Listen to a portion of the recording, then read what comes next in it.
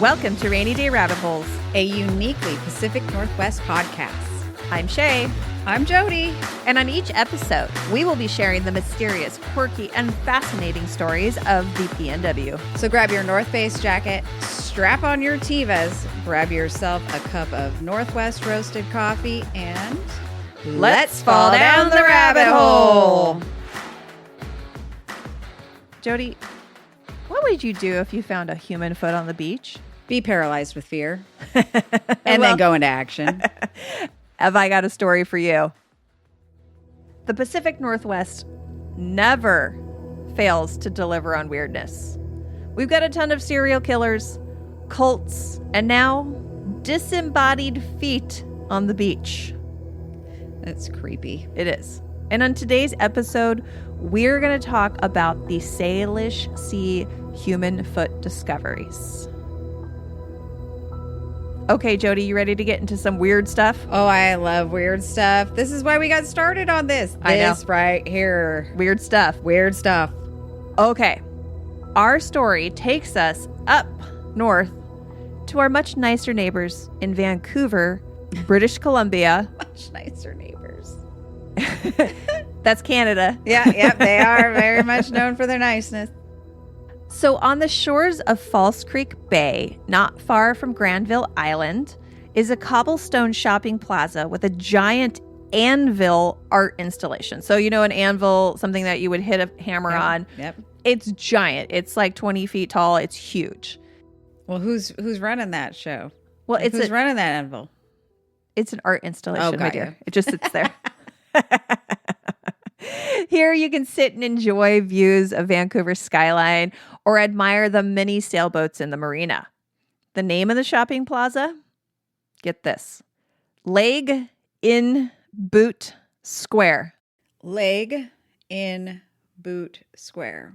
Leg in Boot Square. I feel like somebody made the name up one day when they were trying to remind themselves what they were supposed to do in the morning as they got ready. Gotta put my leg in the boot. I gotta put my leg in the boot. I'm gonna make a note of that. Underwear on first square. And now it's the name.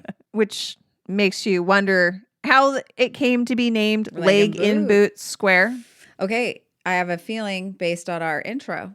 It's not about putting one leg in at a time. Nope. It's not like putting your pants on one leg at a time. It's not about putting one boot on at a time. I have a feeling this is a whole different story. It is. So here's the story. In the summer of 1886, our favorite time period. I had no idea we go back this far. Oh my gosh. Well, when we started this journey. hey, for those that don't know, Shea and I don't tell each other our rabbit holes. So literally what she was bringing to me, I am hearing for the first time. Yes. I had I knew this story was coming, had no idea it went back that far. Well, and we do seem to hang out a lot in the late 1800s in our podcast, don't we? We did the Chinatown. We did the beginning of the immigrants here in the Pacific Northwest. Right. We like that old history. We like that 1880s time. Okay. So in the summer of 1886, not long after the Great Fire that destroyed much of Vancouver, a half of a human leg washed up on the shore of False Creek, still wearing a knee-high leather boot. Male or female? You know, they did not say. At least the boot. They did not say. I'm assuming male. Okay. Because remember, they made skirts and high heels so that women couldn't run away. Right. That's why that's what I was wondering. Do I picture a skirts. high heel boot or do I picture a dude heel boot? I think it's a dude heel boot. Okay, got it. There was no sign of the rest of the body. Vancouver Police Department constables were baffled. But you know what? Detective work is really hard. You know what's easier than actually pounding the pavement looking for answers? Ooh, can I guess? Sure. Making assumptions and going with it. Or letting the answers come to you. Oh.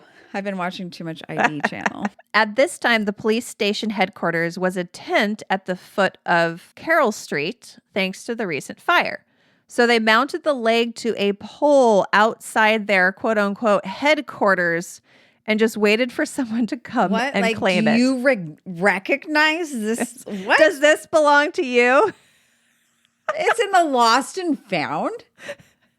Can you imagine you're like digging through lost and found through coats and water bottles? I've been looking for this everywhere. Oh my God. I forgot I left this here. Oh my God. What? So, Okay. And at what point does it stink? well, and there it hung for 2 weeks, rotting and stinking. But it was the 1880s, so everything probably smelled really bad. So it kind of just blended in with the feces that were probably in the gutter and right. Well, sure. We used to let our livestock just roam the streets, letting their Well, and if a fire had burnt down and there's no sanitation, the gutters are flowing with human feces too, I'm sure. It was a real sexy time. Let's go back there. Yep. Let's make America great again. Like the 1880s. Sorry. You're going to probably have to cut that, but yes, this is what I think every time somebody says that. Let's make America great again. Make America great again. I'm like, for fucking who? Great. Okay. So not even you. Like literally not even you. You're swimming in sewage right now. Bathing was a once a week affair if you were rich. Okay. No one. All right. So it was already in an advanced state of decomp when they found it. Yeah, that's what I was thinking. I can only imagine what it smelled like after 2 weeks in the summer sun. Oh my God, this summer was sun. in the summer. And it washed up on shore. So it'd been in the Salish Sea, which I do love, but does have its own smell. So it's already been decaying in the Salish Sea. And then they nail it up to a pole and let it sit there in the August summer sun. Found January 24th on this beach. Is this yours? So when no one-legged man showed up, they just threw it away. Some stories say they gave it to a dog, but I think that's a little Salish. I think that's a little Salish Sea. I think that's a little salacious. Let's start that over. Wait, so they gave it so one rumor is they gave it to a dog to eat. I'm assuming it was chew just on the bone. One blurb. Okay, so not to where I'm like, is this a 3-leg dog? This story that may not be completely accurate. I found accounts that discredit this story, possibly like the whole story. Well, not just the dog part. That there was telling that perhaps they found more than just the leg. Okay. That they didn't hang it out on a pole for 2 weeks. It may not be completely accurate, but it was a good enough of a story to name this shopping plaza after it. Well, it's a legend now. And whether it's true or not, exactly. It's a legend. It makes a great story. Yeah. And that was not the last time a disarticulated foot was found on Vancouver's shores. Wow. But first, we're going to take a little break. All right. Because I want to share with you a podcast that I discovered this week. Oh, wow. It is quickly becoming one of my favorites because I love messed up stories in history. Right. And I think that our listeners do too. I mean, that's why they're here, right? Yes, they're not just here for vanilla history, right? They want to know the weird, the wacky, and the messed up. And this podcast delivers just that. It's called Effed Up History. That's EFFED, Effed Up History. It's hosted by Christina Yeager, who is a historian specializing in the early modern witch trials. We're talking like the 1700s, 1600s, 1700s. That is her specialty. Salem type. Exactly. The podcast tells stories from history and myths that are super effed up.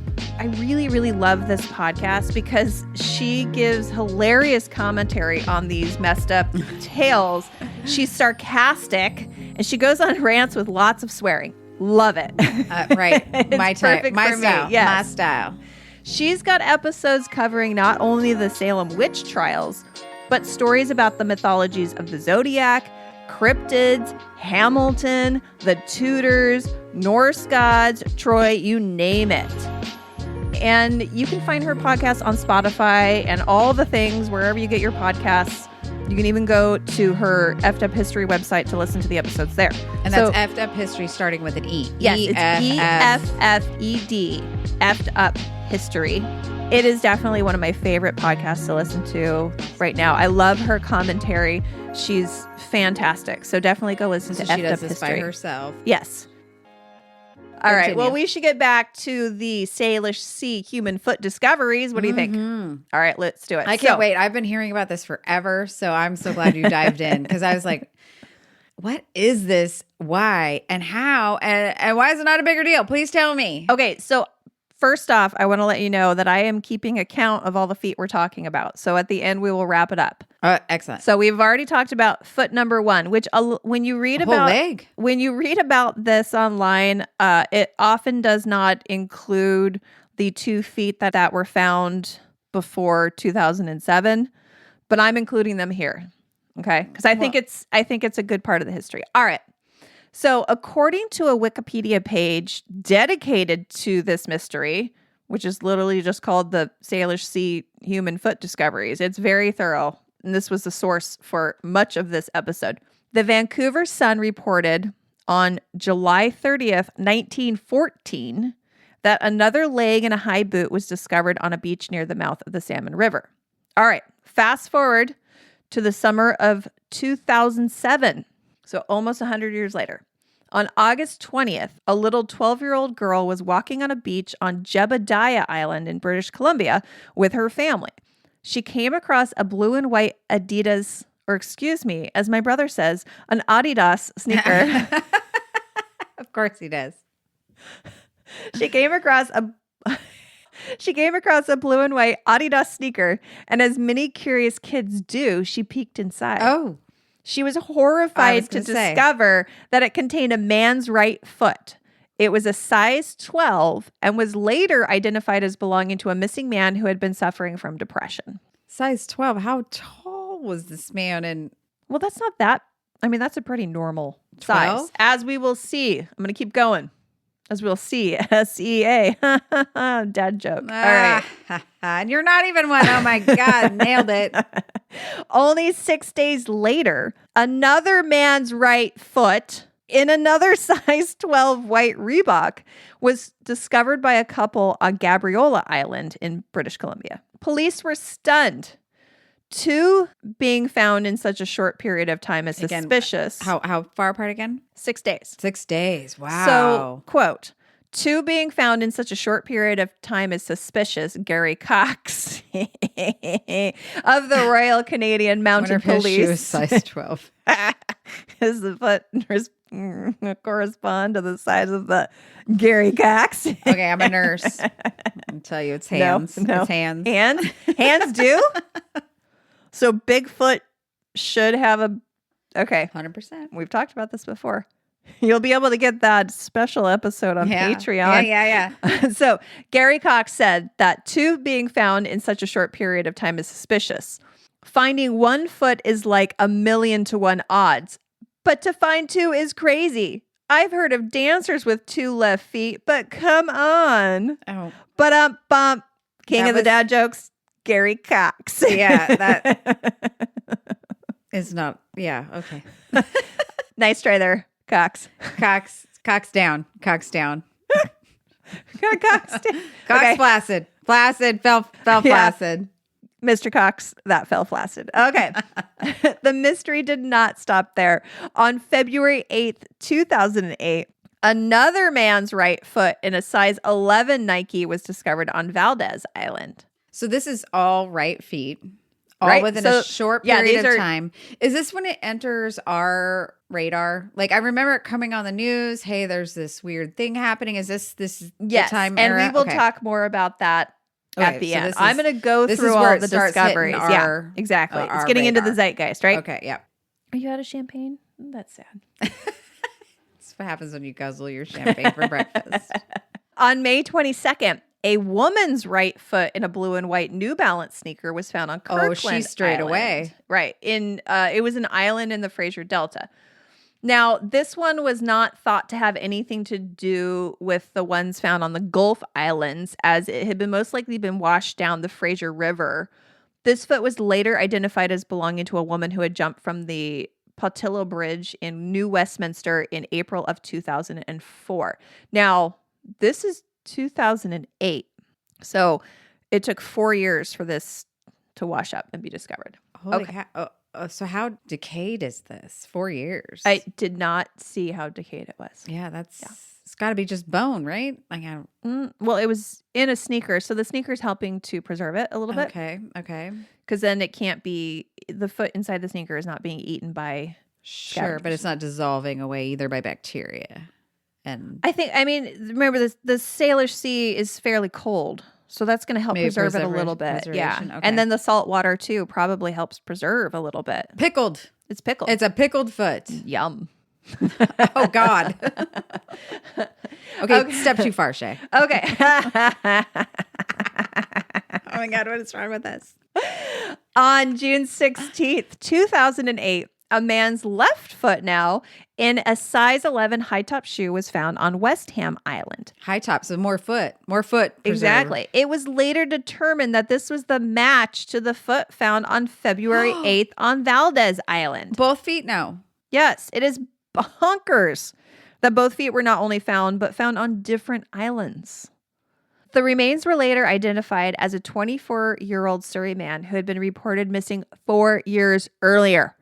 That's insane. So like both feet Washed up, feet different washed up islands, different within a year terras. of each other. Wow. 4 years after he had been reported missing, and they think that it was a death by suicide. Dang. But nothing else about this man has been found. Just his two shoes. I couldn't find anything. I didn't see anything yet. Wow. I didn't look very hard though either. Okay. On August 1st, 2008, a right foot inside a man's size 11 black shoe was discovered in seaweed. It was covered in seaweed on a beach near Fisht, Washington. Are you familiar with Pysht? Fisht. I've never heard of fish. It's a noise. I live it's in not Washington. even a word. It's a noise. Have you ever heard of fish? No. I've lived here of weird names in Washington. all but that 2 might years of be the weirdest. all but 4 years of my life. Fish. The first two and a couple two in the middle. Yeah. I've lived here my whole life and have not heard that. The area is in the Strait of Juan de Fuca, which is a body of water between I wrote a bloody of water. Oh no. It can be. There's orcas and sharks. I know there's a lot of blood in that water. It is between Vancouver Island and Washington State, and it is the main outlet for the Salish Sea into the Pacific Ocean. Shea, it is literally one of my favorite places to be. If you haven't Just been there floating yet, around in the Strait of Juan de Fuca. 100%. I've done it on my boat. I've done it on a kayak. Why is it your favorite? There is something majestic. When you're up there and you're in that water, it is overwhelming and majestic. And every time I see it, I am overwhelmed by the beauty. And there's something about it that's just, it encompasses your soul. Now that I know about the feet, though, it might change my opinion. Well, I mean, we'll get to that. You'll be fine. Real quick, for those of you who aren't in the Pacific Northwest or maybe just don't know about this area of it, because maybe you live in Idaho. Right. No shade. Oregon. You live in Idaho. I mean, why would you know about the or San Juan Alaska, Islands and yeah, the Salish Sea? Northern California. Okay, You probably know in Alaska. So the Salish Sea is one of the world's largest inland seas, and it is named after the first inhabitants of the region, the Coast Salish. It encompasses the Puget Sound, the San Juan Islands, and the waters off of Vancouver, BC. So we've got the Strait of Juan de Fuca, and we've also got Strait George. It has 4,642 miles of coastline, 419 islands, and a sea surface area of about 6,535 square miles. And we will include a map of this on our Instagram and Facebook page. So Do you know how deep it is? I did not put that down, but I did read it. It's pretty deep. It's really deep. I think there was like 2,600 feet. Right, deep. right. Yeah. I remember kayaking and our guide told us, and I looked down and I was terrified. And I'm like, Jody, what does it matter after 10 feet? Yeah. It's a little bit deeper than Crater Lake, which is about 2,000 feet deep. Okay. Yeah. So on November 11th, 2008, a woman's left foot was discovered floating in the Fraser River in a New Balance sneaker. Okay, Later, what's it our was count now? 9. Oh, This is the 9th foot. Wow. Later, it was determined that this was the match to the foot found on May 22nd on Okay. Kirkland Island. Feet went quiet for about a year. Huh. They were just tiptoeing. That was dumb. That was real bad. No, I loved it. I mean, I don't know why, but I'm thinking about like what was happening in late 2008, early 2009. The only thing I can think is that when we were starting to get really into the recession. Right. Because these are so far suicides when we've been able to identify, right? Like what's think causing so. people to I do think this? I think mostly it's been people who have drowned on purpose. We've got something we're really excited to share with you guys. Let's hear a few words from our new pod besties. A Little Bit de Todo is a podcast about a little bit of everything for curious minds of all ages. I'm Christina, and you can tune in every weekday to learn about things like Cinco de Mayo, Chihuahuas, and volcanoes in Latin America. Episodes are bite-sized, 10 minutes long or less, and always Latin American related. Subscribe and follow A Little Bit de Todo podcast wherever you listen to podcasts. Check them out, creepy people. Their info is in our show notes. So on October 27th, 2009, a man's right foot in a size 8.5 Nike running shoe. It keeps autocorrecting to show. Oh, why? I don't know. A running show? A running show was found on a beach in Richmond, BC. The foot was later identified as belonging to a Vancouver area man who was reporting missing in January of 2008. And then another good chunk of time goes by. On August 27th, 2010, a woman's or child's right foot was found without a shoe or sock on Whidbey Island. Now we're in Washington. Mm-hmm. It had been in the water for about 2 months and was never identified. A right foot belonging to either a child or a small adult was found in Tacoma, Washington on the tidal flats. The foot was in a boy's size 6 Ozark Trail hiking boot, and it was found on December 5th, 2010. Boys. So, oh, wow. Mm-hmm. I don't remember hearing this one. I don't either. On August 30th, 2011, a foot of undeterminable sex was found in a man's white and blue size 9 runner floating next to the Plaza of Nations Marina back in good old Falls Creek, BC. This marina, this was interesting, is almost directly across the bay from where our very first foot was discovered in the 1800s. The leg and boot? Uh-huh. Directly across the bay. Wow. Also, it wasn't just a foot. The lower leg bones were attached. Again. Mm-hmm. So, but this was in a shoe, not a boot. But yet the whole leg stayed maintained. It is coincidence, but it is an interesting coincidence. Yes, for sure. At Sasamat Lake in BC, I may be saying that wrong, the right foot of a local fisherman who had gone missing in 1987 was discovered by campers on November 4th, 2011. Can you believe that? That's like a retro shoe right there. I know. That's crazy. That is crazy. That's so it probably crazy. So he probably had drowned. His body was at the bottom of the lake, and then his foot finally came detached and finally floated up. Popped on up. Yeah. What lake was this? Sasamat Lake.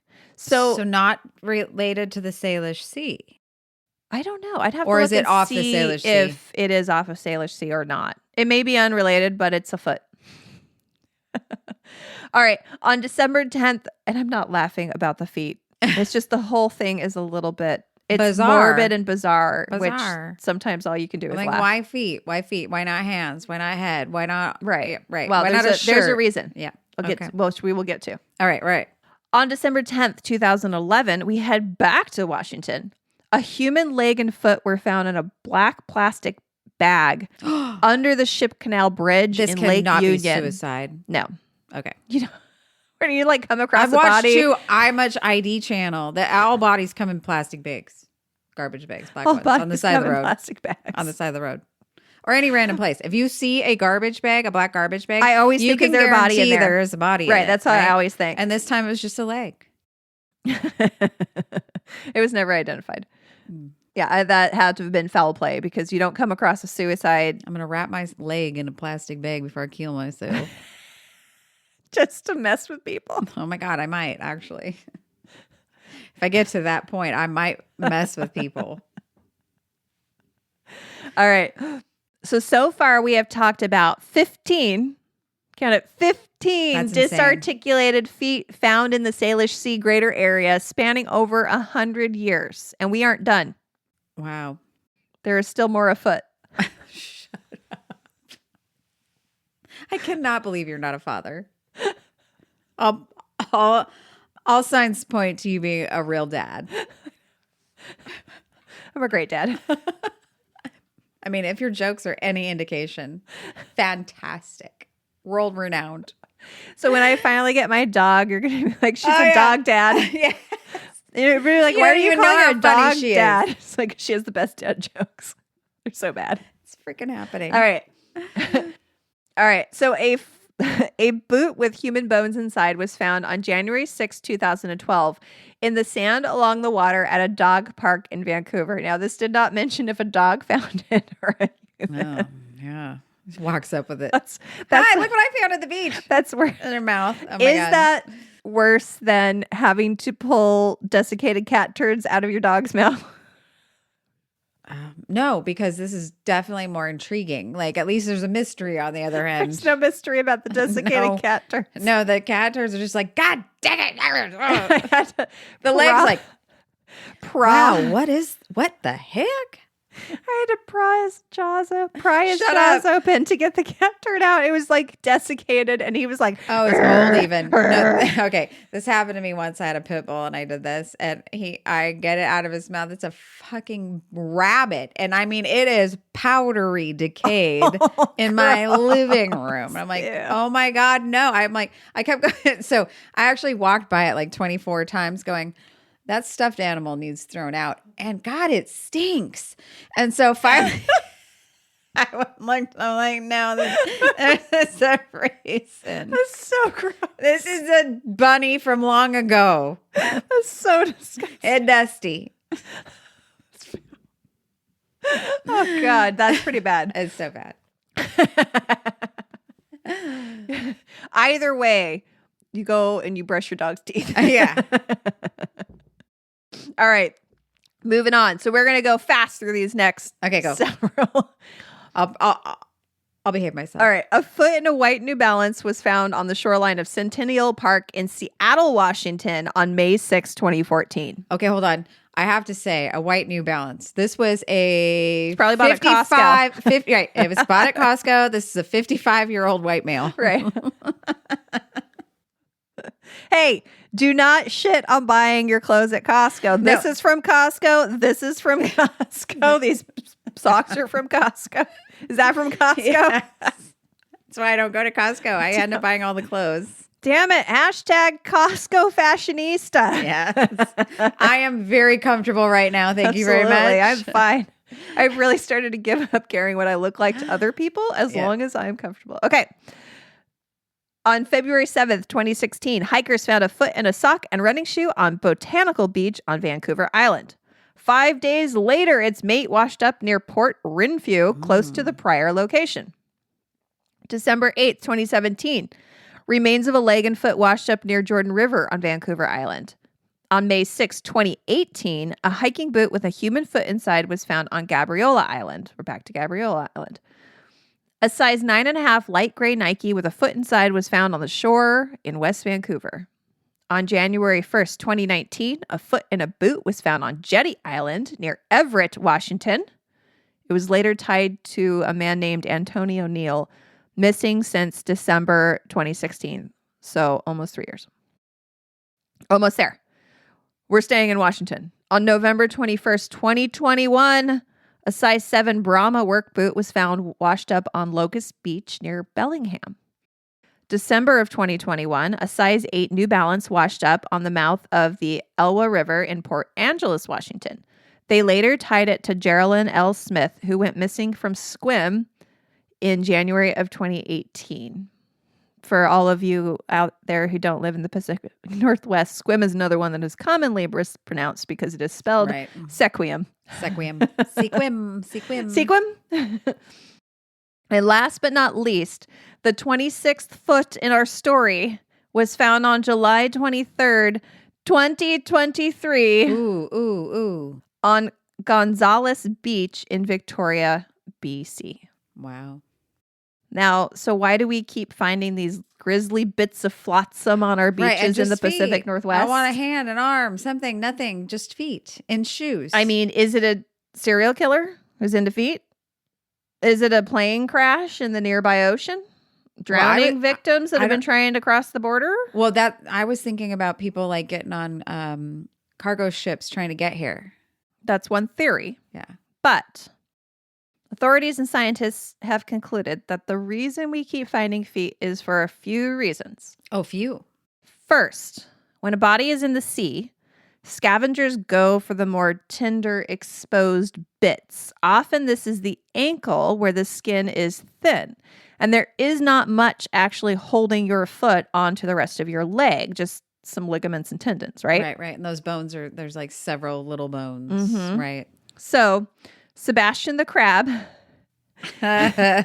is picking away at this new, He's speaking in an accent. yes, Okay. at this floating buffet. Suddenly this is not weird and creepy anymore, and it's entertaining and fun. Lighthearted and Exactly. childlike. And pretty quickly, the foot is disarticulated from the leg. So in 2007, a study by Simon Fraser University showed that a corpse could be reduced to a skeleton in as few as 4 days Holy by cow. all of the hungry critters in the sea. And is that at the bottom of the sea we're talking about crustaceans, or So do they just float submerged and something? a pig's carcass under something that would keep it submerged, but it was still floating Oh, as far as what I okay. could see. So it wasn't sitting on the bottom. So the crabs will swim up. Okay. Yeah. They're 'Cause somewhere near the 'cause- bottom, but they're not well, 'cause sitting think, like, necessarily. you've got these big beds of seaweed, and sometimes animal carcasses will get caught in that. And so scavengers will just hang out and Sure. eat on the stuff that's in there. So why doesn't the foot sink to the sea floor?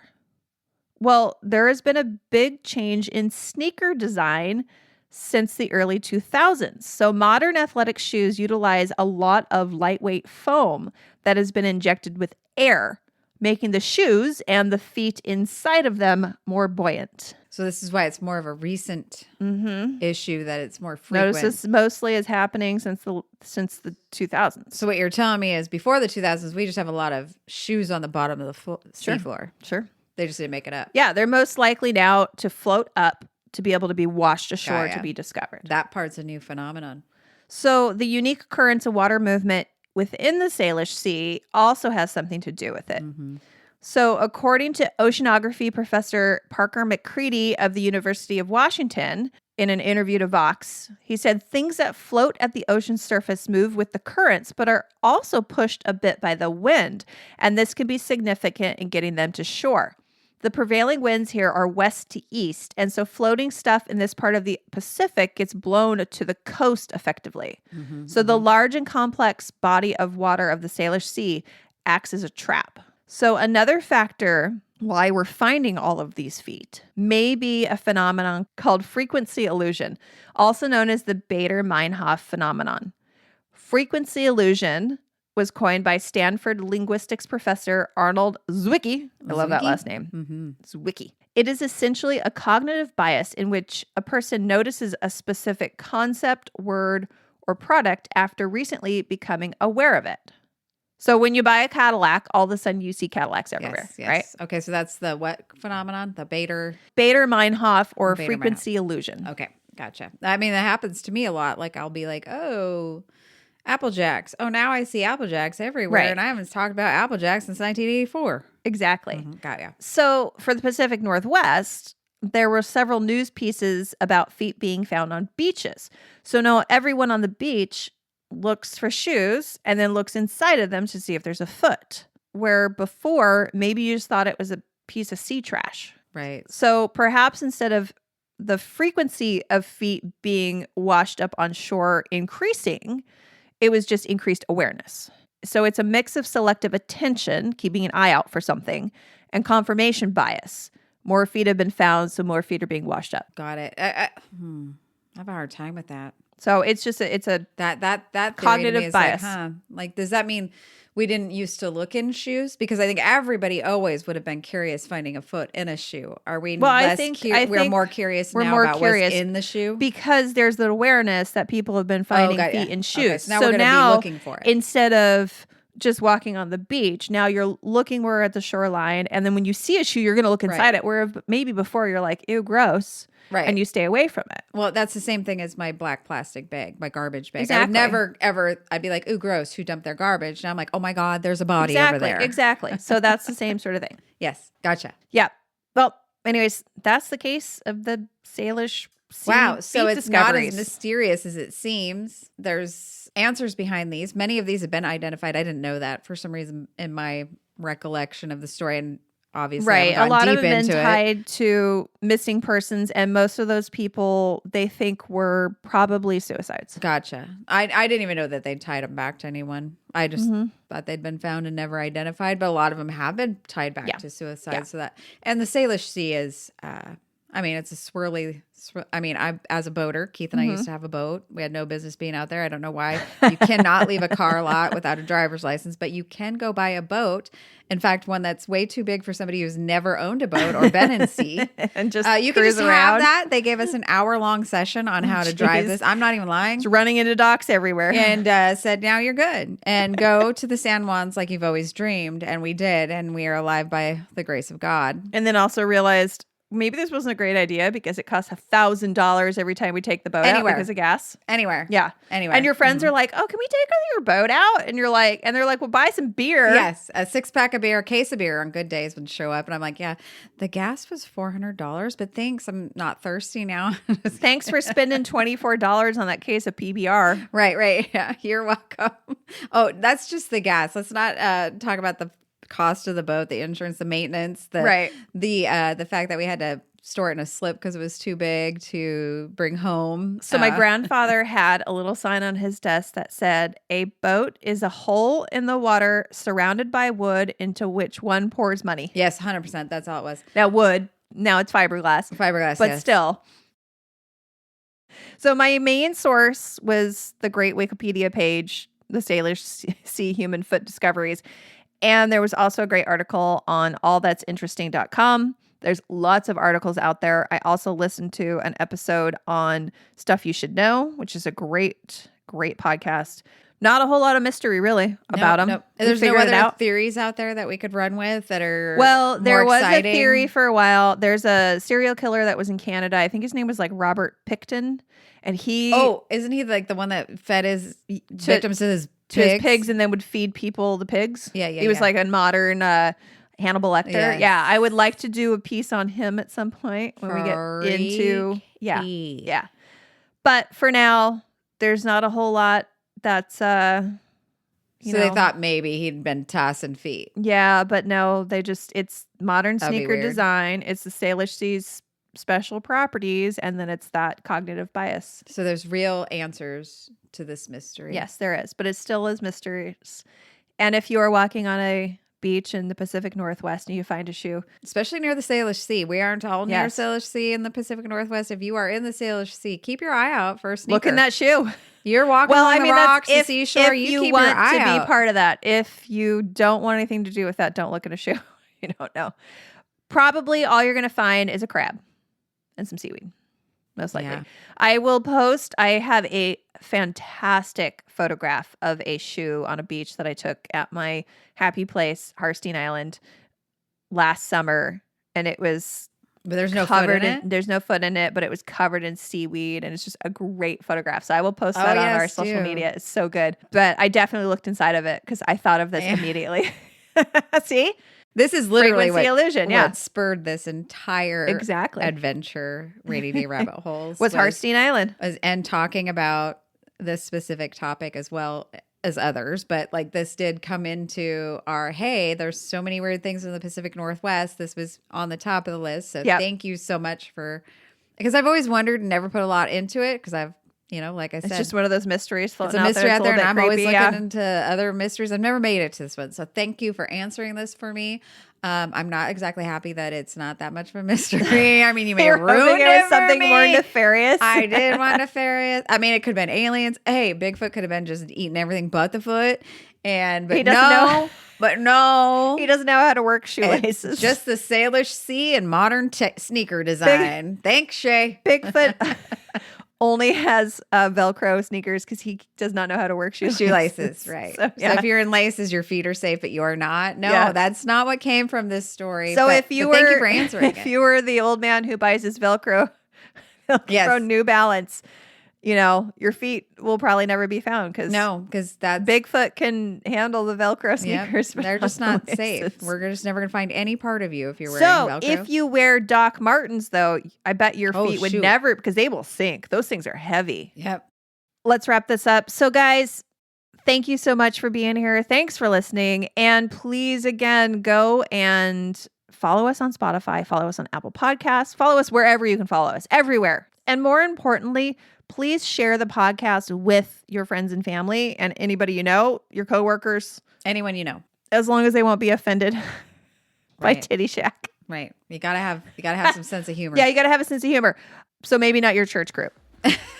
I mean, just saying. I mean, maybe. I don't know. Well, we will see you next time. And until then, See you down the rabbit hole.